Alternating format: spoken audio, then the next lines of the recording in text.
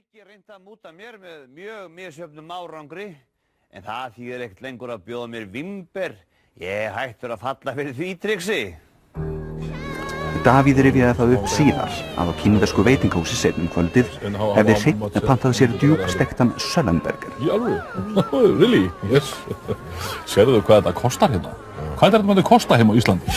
Það væri rip-off, slettuna enskuna þess. Já. En þú áttur á því, þetta er 2 manna tal, þó við séum 3 hérna. Ha?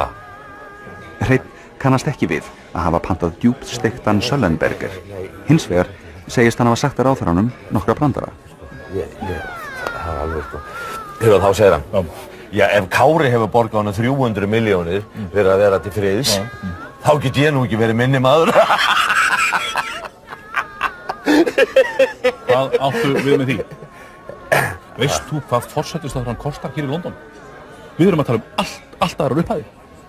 Gáðu því. Allt aðrar upphæðir. Sko, ég var svo sjokkeraður að ég varð að láta Hrein lesa fyrir mig matseðilinn tvísvar. Hvað segirðu? 300 milljónir? Já, það stendur hérna. Æ, það getur ekki verið. Það getur ekki verið. Kínverskur þjónn á matsölustaðnum telur þessa frásögn ranga í meginatriðum.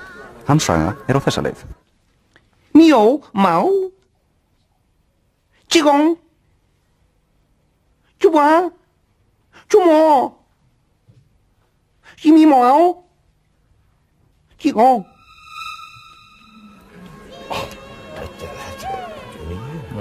Aðstofamaður Davíðs kveðst hafa verið viðstaddur og staðfestir frásögn Davíðs í öllum aðalatriðum.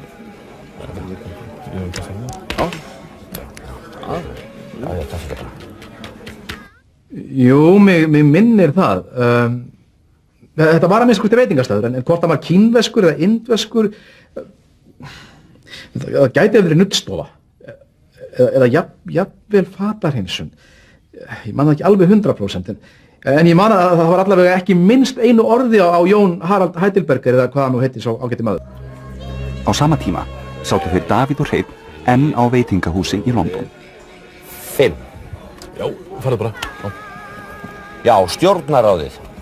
Hvað kostar það? 300 milljónir. Ég ætla að kaupa það. Þú voru nú að segja mér þetta tvisvar. Hvað segirðu? Ég ætla að kaupa stjórnarráðið fyrir 300 milljónir. 300? Nei, nú gengur þú allt og langt, Hreinn. Býtu, hvað með reikningin? Já, fyrst þú er efna að kaupa stjórnarráðið 300 milljónir, þá skal þú bara borga hann. Þá áttaði ég mig á því hvernig það er að hafa Davíð á móti sér. Ég hef aldrei þurft að borga jafn háan reikning fyrir eina máltíð.